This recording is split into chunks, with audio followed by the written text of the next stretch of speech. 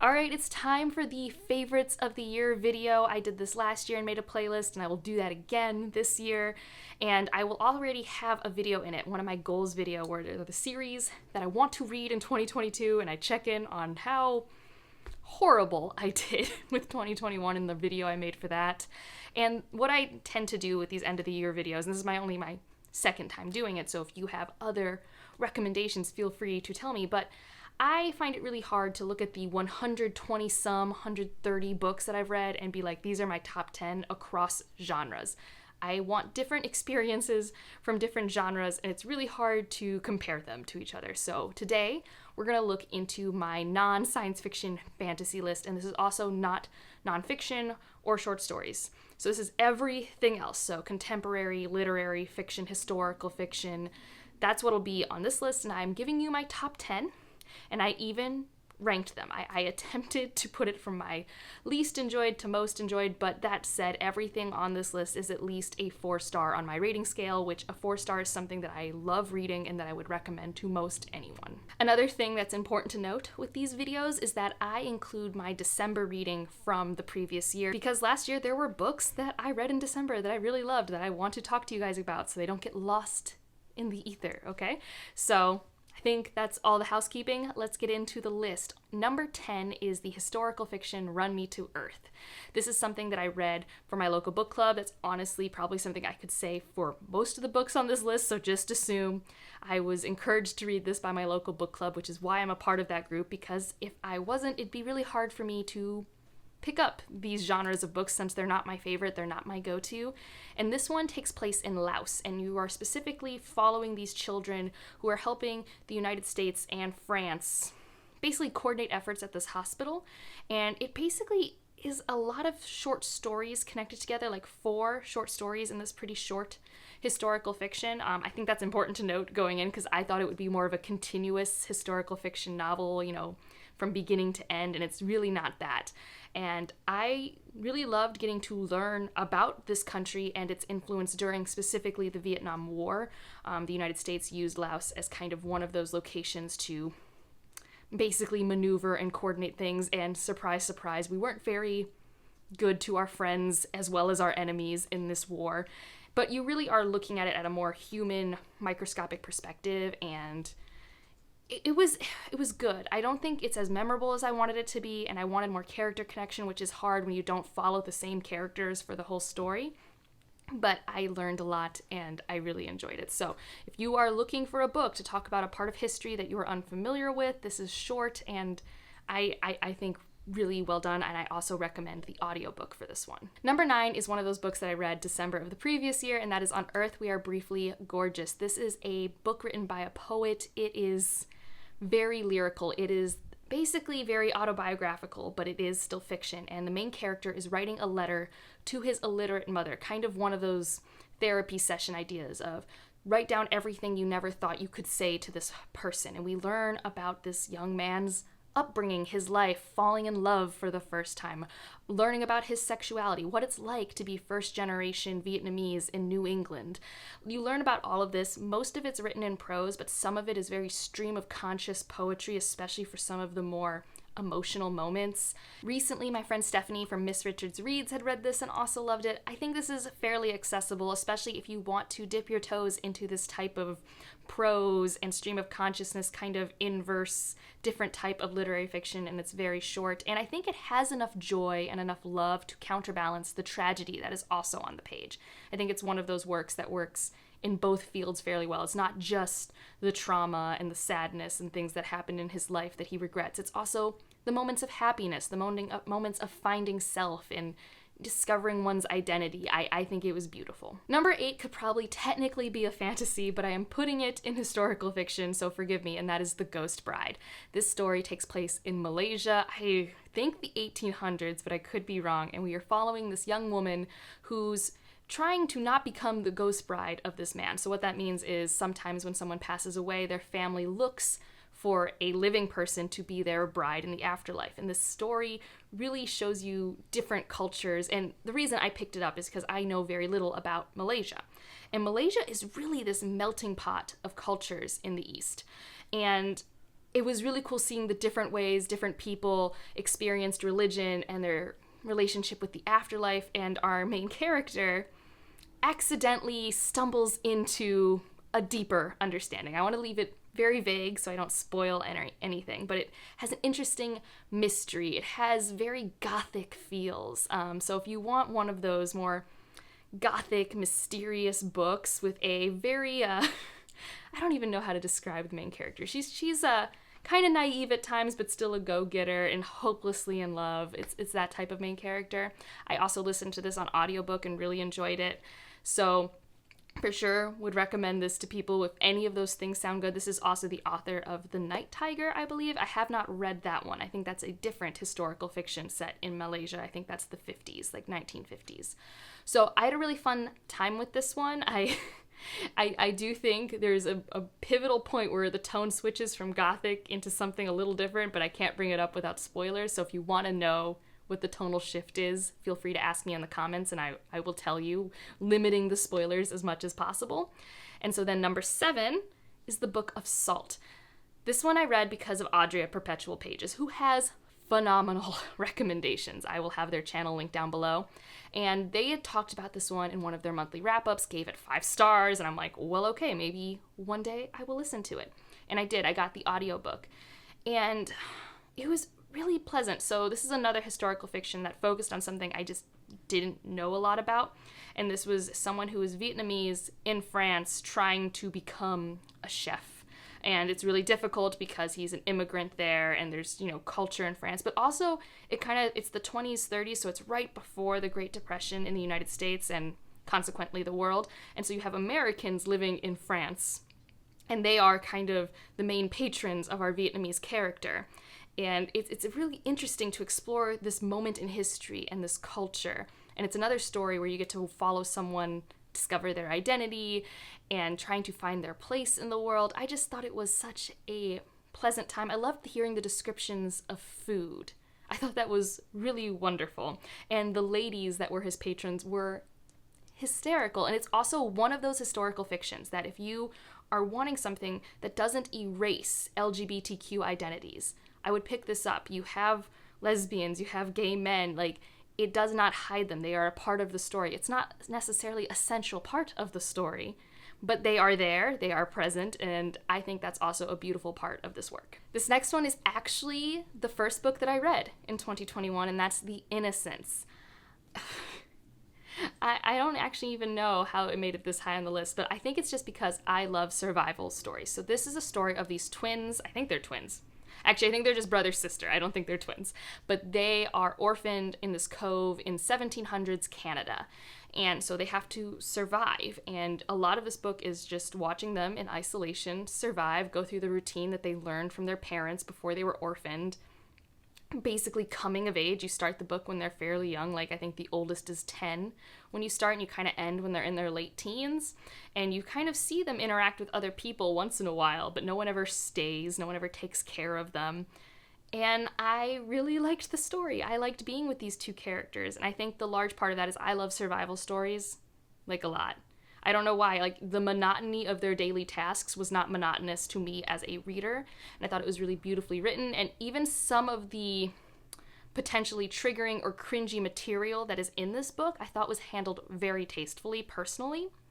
I know for some people it was really jarring, and again, I'm being vague, but if you want to know what that material is, let me know, and I will answer you in the comments down below, or you can always check Storygraph, which has great content warnings and trigger warnings.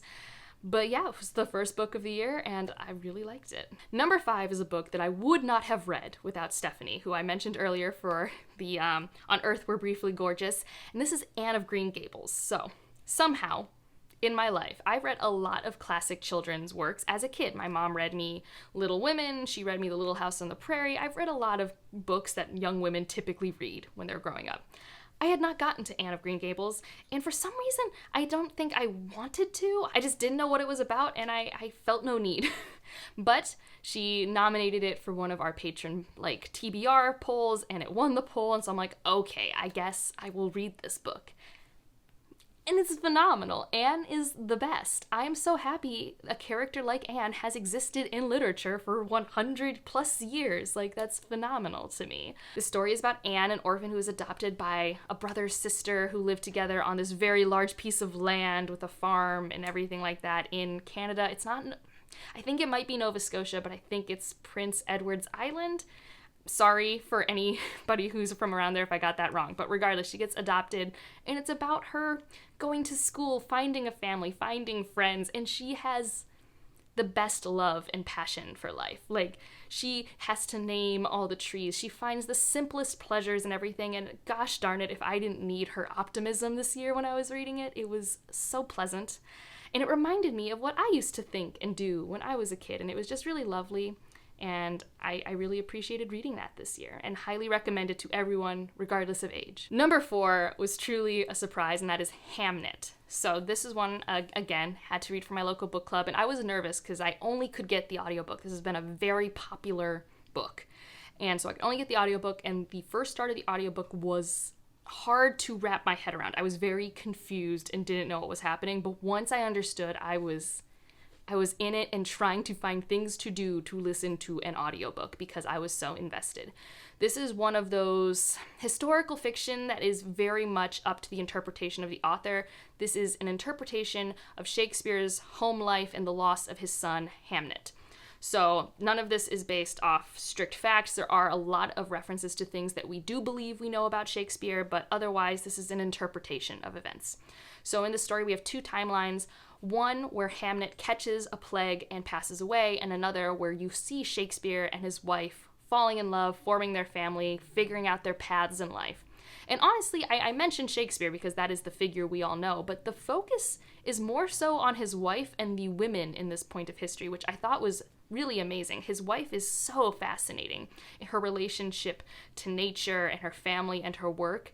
And so the first 2/3 are those 2 storylines until Hamnet passes away, and then we just watch them handle grief in really different ways, and how that also brings strain in the family and how they come together.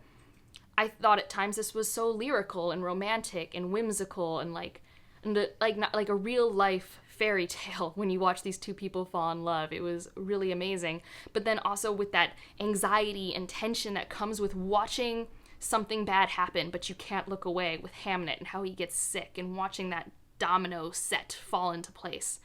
I haven't had a book give me such a wide range of emotions in a long time. And I am interested in Shakespeare. I find him an interesting figure in our history. So highly recommend to people, especially if you tend to like what Madeline Miller does with her retellings of Greek myths. I was reminded of her works as I read this, where I'm like, oh yeah, this is something familiar, but your own, authorial twist, artistic interpretation. Number 3 should come as no surprise to people who have been around the last couple months, but this is Migrations. I really liked this book, and the more I think about it, the more I liked it, because I think it's one of those books that was beautifully written and really lovely to just experience, but like a really gripping plot for me. So this is a story of this woman, Franny, who is watching or trying to observe the last tern migration from the Arctic to the Antarctic. And the reason why it's the last one is this is slightly near future where we don't really have wild animals anymore. We still have animals that we as humans care for, but we are far enough into a mass extinction that there really aren't that many wild birds or deer or wolves, just standard animals, squirrels, rabbits, etc. And so she is very connected to these birds and wants to follow them. And at the start of the book, we really don't know why. We actually don't know a lot about why Franny does what she's doing and how she's in this situation and how she's going to make it work. But periodically from this present timeline of following these terns as she gets this fisherman boat to get on her side, and that whole crew is so cool in a trip, you get to have glimpses into different parts of her past. And she's just really fascinating to unpack, and that was the page-turningness of this story, is like, something's off, there's information you don't have, but you don't know what it is. And I just really enjoyed the execution of this. I thought it was really well balanced, and I also recommend the audiobook for this. I actually immersion read this, so I read it physically while listening to it, and spent a whole evening finishing out this book because I just couldn't put it down. I was so engaged. by this material. Number 2 should also come as no surprise. This is actually my favorite non-SFF author. I've read so many works by her, and that's The Night Watchman by Louise Erdrich. This is, I think, the third Louise Erdrich I've read, and will not be my last. This is also the one that recently won a Pulitzer Prize, I believe. So I am not in the minority in really liking this work, and this is a 1950s historical fiction that takes place, I believe, in North Dakota. And you are specifically watching this community, this tribe in this moment in history, and it's inspired by her own grandfather's life. So her grandfather and the Night Watchman in this story go to Congress and try to prevent a piece of legislation from being passed. That is the premise, that's the on the flap of the book sort of synopsis, but it's so much more than that. So that is definitely something that is happening in this time point. It is important. But there's also just the daily life of this community. We have a character coming of age who works at, I forget the type of assembly line work that she does, but she's also trying to become a woman in her own life and figure out her relationship with romance and her own independence, especially in the 50s as a woman. I thought she was fascinating. There's also some really great interconnection between spiritual religion, Christianity, and what's happening in reality, and we blur the lines all the time. So at times you could have moments where you're like, is this magical realism? And in reality, you don't know, because that character believes in that religion. So for them, it is real. Like, whether we think it's something in their own head, or if it happened on page, or if there was actually just an explanation for a normal event, there are moments that are real enough to our characters, and I think that was just beautifully done. And as I say with all Louise Erdrich works, I just love her community work. I love watching these communities do simple gatherings. Like, there was like a homecoming parade. I loved that. I love reading her works. I love her communities, and yeah, I mean, she's just really impressive to me and will always be an author I reach for. And number 1, I haven't talked about in a long time, but really shouldn't be a surprise if you've been following my channel this year, and that is Interior Chinatown. I read this book in one afternoon. It is a screenplay. I did not listen to it, so I do not know how that works with audiobook. I feel like I need to say that, because I think in one of my Friday reads I implied that I might have listened to it, and I have not. I've only physically read it, so I don't know how confusing that might be in audio, or not confusing. Anyone who has done that, let me know in the comments. But I physically read it, and it's a screenplay, but also has parts in prose, and it's very satirical, and it's about what are the roles, both in TV and real life, that an Asian American can play in our society in the United States. It's very on the nose at times. There's like a whole like monologue section at the back that is very, here is the theme, but it also worked because it knew it was doing that. It was very wink, wink, nudge, nudge sort of thing.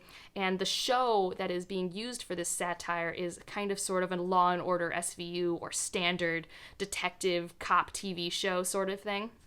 And how Asian Americans are always these 4 or 5 roles, and how that bleeds into family life. And it was really cool. I really liked it. I can't wait to reread it one day, probably slower than in one afternoon, but I was just so captivated. I was just like, what's happening? What's real and what's not? Because when you're in the prose section, you do feel like, oh, this is actually like real life. This feels more like your standard contemporary or historical literary fiction.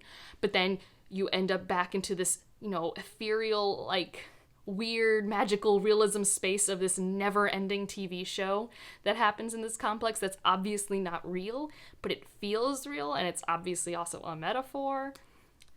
It's great. I don't know. It's just had great commentary, and I enjoyed my time reading it. So those were the 10 books that I have read this year that were not science fiction and fantasy that made it to my favorites. Let me know any based off what I've read here that I should be putting on my TBR that you guys think I would like based off this list.